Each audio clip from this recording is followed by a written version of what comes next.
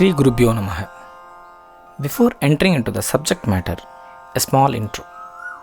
A very powerful Vedic mantra is this Shri Rudram. Some call it as Rudra Prashnam and some call it as Rudram Namakam Chamakam, but all refers to the same mantra. But in Puranas, it is referred as Shatarudriyam. Because if you check Itihasa Puranas to find references of Shri Rudra Mantram, in all those places it will be mentioned only as Shatarudriyam. Though there are many powerful mantras in the Vedas, this Shri Rudra mantra is a special one. And there are many reasons for it, and that's what we are going to deal with in this video, but slightly in a different manner. That is, though we must have heard from many sources on such topics like greatness of Shri Rudram or uniqueness of reciting this Rudra mantra and all that, the message that we get from those sources or the information that is shared in it, one may want to know from where are these informations collected, in which Itihasa, Purana, Veda, or in which Rishi's Smriti Granthas it is mentioned. So for this we thought, will it not be great to share all such details to everybody? Now, if one may ask what's the use of such painstaking effort, we say the uses are many. Say when you want to know something, and if that something is all the more related to faith, right from the start knowing it correctly from the direct source itself is a great benefit, isn't it? So for those who already possess some faith, for them, these informations will even more strengthen their faith and bhakti. Plus, when you share such things with others, you can do it without any doubt. Like these things are said in this Mahapurana. Say for example, the divine sage Narada said this to so and so. And when you say like this with a clarity, those who listen to you will also develop some interest in what you say. And still there are some others who don't possess much faith in these matters.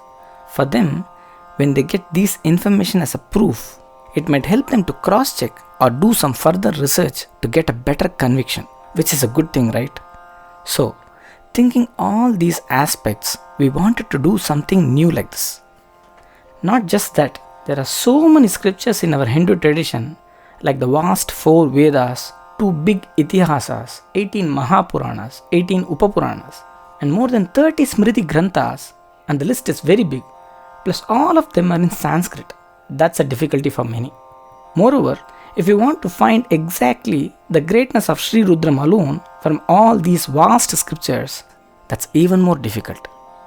So this is what we wanted to do, an attempt to gather those greatness of Rudram alone, which is scattered in the vast ocean of scriptures, and to present in a beautiful, short, simple, and yet in an interesting manner in one place. We hope it will be helpful to all. So we welcome you all to get to know some amazing greatness of Shri Rudra Mantram along with some beautiful greatness of Lord Shiva. Before doing that, since the intro itself took some time and time is precious for all, so we have given separate time segment details for each topic covered in this video. You may directly jump to those sections, but we need to tell you that the impact that one gets while listening to these kind of topics in an orderly fashion will not be there when you listen to these sections separately. So we will start straight from Mahabharata.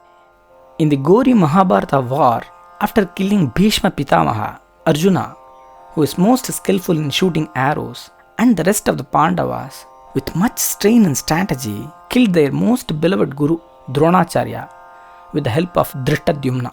All of us should be familiar with this episode. Dronacharya is not guru just to Pandavas, he is also the guru to all the Kauravas too. So, after he being killed, there broke a fierce battle between both the armies. At that time, to the surprise of Arjuna, he saw a wonderful scene before his very eyes. When he was like that in a shock, there in the middle of the battlefield, Bhagavan Vyasa appeared before Arjuna. With due respect, Arjuna saluted Vyasa and asked about the wonder scene that he saw just before. Oh Bhagavan Vyasa, what is this wonder?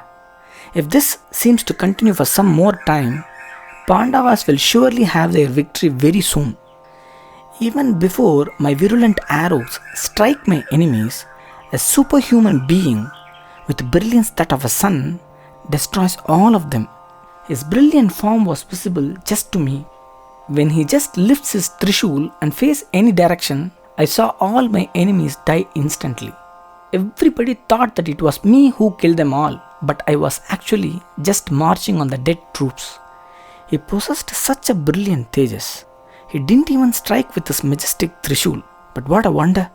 Just by his mere energy, thousands of arrows left from his Trishul and killed all my enemies. Even more wonderful was that his divine feet never touched the ground. Having said this much, Arjuna ended his question. Now Vyasa replied, My dear Partha, that supreme mysterious being is none other than Bhagavan Shankara, the only Lord of this whole universe, the creator of this three world, and the one who protects all of us. And at the time of Pralaya, he acts as the destroyer of the three worlds and makes them dissolve within him. He is Lord Rudra. Having said this much, he composed a stotra in praise of Lord Rudra that is similar to the Vedic hymn Shri Rudram. This beautiful stotra composed by Vyasa is also referred as Shatarudriyam. All this episode are found in Mahabharata Drona Parva. This sloka wonderfully depicts the greatness of Lord Shiva, who is in the form of Rudra. Similar to this episode, there is one more incident that takes place in Mahabharata itself. Once, Dharmaraja Yudhishthira asked Bhagavan Krishna about the greatness of worshipping the Brahmanas. In reply, Krishna said, By sharing the divine knowledge to all and by restraining his worldly pleasures, and to whom attaining liberation is the ultimate goal of life, to such a Brahmana, serving them, not hurting them even with words or any other means, worshipping such pure souls will yield unlimited merits or punya. There would certainly be a remedy for even a deadliest snake bite, but there is none who is bitten by the anger of a pure-souled Brahmana. Having said so, Lord Krishna narrated an incident that happened between him and Durvasa, who was none other than Bhagavan Rudra, born as a powerful Brahmana. Everybody should be familiar with sage Durvasa's anger. Krishna said, Because of the fear of getting cursed severely, that too for a silly mistake, none invited Durvasa to their home. Seeing this, I invited him to Dwaraka once. Bhagavan Durvasa too accepted my invitation and stayed at my palace for some time. During his stay, nobody could guess his way. Some days, he would single-handedly eat food that's sufficient for 1,000 people, and in other days, he would eat very, very little. He would laugh aloud for no reason, sometimes throw things out of his house and break them into pieces, and suddenly he would start to cry incessantly. And things like this was going on for some days. And one fine day, he called me and said, Krishna, I would like to have payasa today. And since I understood his mind and intentions perfectly, I ordered to prepare every kind of dishes and drinks and kept them ready for him. And when he asked me, I even served him that freshly prepared hot payasam. He too ate some of it and then asked me to take some payasam and apply it all over my limbs. Without any second thought, I too applied them all over my body. Now he saw my wife Rukmini laughing at me as she was watching all this drama standing next to me all the while. Now Bhagavan Durvasa took some of the payasam himself and applied them upon Rukmini as well. That Tejaswin Brahmana Durvasa, who was shining brilliantly like a fire, took my youthful wife Rukmini and tied her to a chariot, and climbing upon it, asked to pull the chariot. He started to hit her, just treating like an animal. She too tried her best to pull the chariot, and many a times stumbled upon and fell down on the ground. Watching all these with my very eyes, I stood there even without the slightest of anger or sadness upon Durvasa. He, noticing all this and my reactions, that great Mahatapaswin Brahmana was very much pleased and satisfied with me, and said, Krishna, you have conquered your anger by your very nature. Not just that, I couldn't even find the slightest of fault in your treatment all these days. I am very much pleased with you. And continued, as long as the Devas and the humans would cherish desire for food, so long they would cherish the same love upon you. And as long as there would be virtue in the three worlds, So long will be your fame, dear Krishna. Saying so, he blessed both of us. Thus Krishna concluded the greatness of Brahmanas. Having respectfully listened to all these episodes, King Yudhishthira asked Krishna again. This time, he asked him to instruct the knowledge that he received from Bhagavan Durvasa. For that, Krishna said, O King Yudhishthira, now carefully listen to what I am going to say. Saying so, he only instructed him this great Shatarudriyam, which contains the glory of the Supreme Lord Rudra, and also said that he would wake up early in the morning with utmost devotion, salute Lord Rudra, and would himself recite this Shatarudriyam daily. And then said, both of them, that is, that which is in the Vedas and that which was composed by Vyasa, both of them are called Shatarudriyam. And with Shatarudriyam, one can attain anything he wants, and there is nothing that one cannot attain by this Shatarudriyam. This was declared by Krishna himself to King Yudhishthira. That much powerful is this Shatarudriya Stotram and Mantram. All these episodes can be found in Anushasana Parva of Mahabharata. Okay, let's keep aside Mahabharata for some time. In Tamil Nadu, there is this beautiful Bhakti Shaivism tradition that's very unique only to this land. The ardent devotees of Lord Shiva, called Nayanmars, the Shaiva saints, taught us a very simple way to attain the highest goal of human life. Each one of them would take up some discipline and would strictly adhere to it to the dead end of their life and finally attain Kailasha, the abode of Shiva. Consider, for example, Tirunilakantha Nayanar. He was a potter.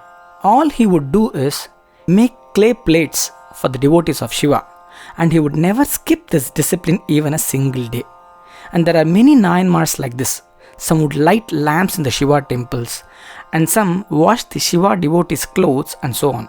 Like this, they would take one discipline and follow it very religiously, and finally attain the holy feet of Lord Shiva.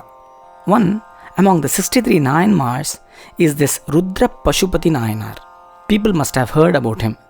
He was born in a Brahmin caste and would strictly recite the Sri Rudra Veda mantra daily. Every day, he would stand in the water up to his neck level in the morning and in the noon, and would recite the Sri Rudra Vedic hymn. That's all. And finally attain the ultimate abode, Kailasha. Actually, his name is Pashupati, and because of this niyama of reciting Rudram in this way, he was called as Rudra Pashupati Nayanar. If one can attain Shivaloka, the abode of Shiva, just by reciting Sri Rudra alone, then just think about the greatness of this mantra. Now, about the Panchakshara mantra. All the devotees of Shiva somehow must have heard about the Panchakshara mantra. It is so famous that everybody is familiar with it, or at least every public speakers in the spiritual arena would have talked about this. That powerful Panchakshara mantram is actually present in this Sri Rudra Veda mantram alone. That's one of the main reasons why Sri Rudram is very much praised by all. And one more thing, just as in Mahabharata we have this Bhagavad Gita portion, similarly in Kurma Mahapurana we have this Ishvara Gita. Here too, karma, jnana, bhakti yoga and all that are elaborately dealt. And what's surprising is that, just like in Bhagavad Gita, where Bhagavan Krishna would say, among the months I am Margashirsha, and among the horses I am Ucheshravas.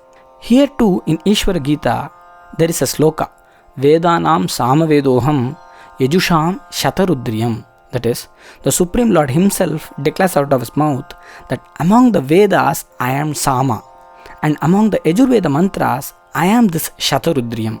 This is the point to be noted. The Lord proclaims that he himself is verily this Shatarudriyam. So, if one has to claim that most of the Sahasranamas that are present in various Puranas must have had its inspiration from Sri Rudram, one cannot just like that deny it. There are many reasons for it. Not just that, there are greatness of Sri Rudram that's available in Skanda Purana, and even more are present in Padma Purana.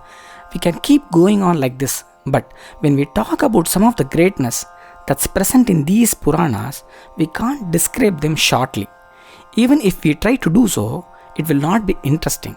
Especially, everybody should be familiar with Lalita Sahasranama, right? That goddess Lalitambika, she took that avatara to kill an asura called Bhandasura. Here, Sri Rudram was instrumental for her to take this avatara, because this asura Bhandasura recited Shatarudra Japa and pleased Lord Parameshwara, and then received a boon to rule the three worlds for 60,000 years and did many atrocities. And to curb his ego and trash him down and save the world, Mother Lalitambika took this avatara. One can find these incidents in the Brahmanda Mahapurana. And there is this famous episode about the king Vasumanas.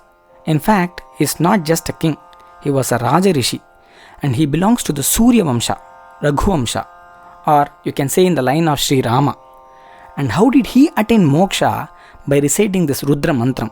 And all these things are there when we talk about the greatness of this mantra. And more importantly, some of us might think, how can one medicine could be a remedy to all the ailments, to all the problems? And in the same sense, how could this one Vedic mantra could be a solution to all our wants and desires? And information related to all these, that is, when this mantra is used in a yajna, it will lead to swarga or give other materialistic needs. And when recited repeatedly as Rudra Japa, it would lead to jnana. In Veda, there is this Kaivalya Upanishad. It has been said, reciting this Rudram, Brahma Hatyadi Papas, known and unknown sins are all removed by it. And also, it purifies the chitta or the mind that has been corrupted from countless births, and even paves the way to grasp the supreme knowledge, the self-knowledge, otherwise called Atma Jnana, and finally gives us liberation. So you see, all these are very deep, subtle matters, which can't be described in brief, is it not? For that reason, we have tried our best to present this as much short and interesting as possible, and hoping that the content will be helpful to all. If one may wish to learn this mysterious, powerful Rudram in mantra form, he may seek a guru who is adept in Vedic recitation, or he may also recite that's in the stotra form. Reciting with pure devotion would certainly yield very good result. And suppose, if you wish to listen to some of the episodes that are not dealt with in detail, or if you have any requests or feedbacks, you may leave them as comments. And you may also find informations related to this video in the description box below. One last thing before concluding. Though we may find many comforts and advantages with technologies, sharing good things in person has drastically come down. I guess all would accept this fact. So, instead of sharing this video, if we make an attempt to share it with our friends and relatives in person, then not just for us, but for everybody, we believe that there would be good thought flow and virtuous thinking that grows in time. This is also a kind of satsanga. May that Supreme Lord Parameshwara bless us all. Hara Namah Parvati Pataye. Hara Hara Mahadeva.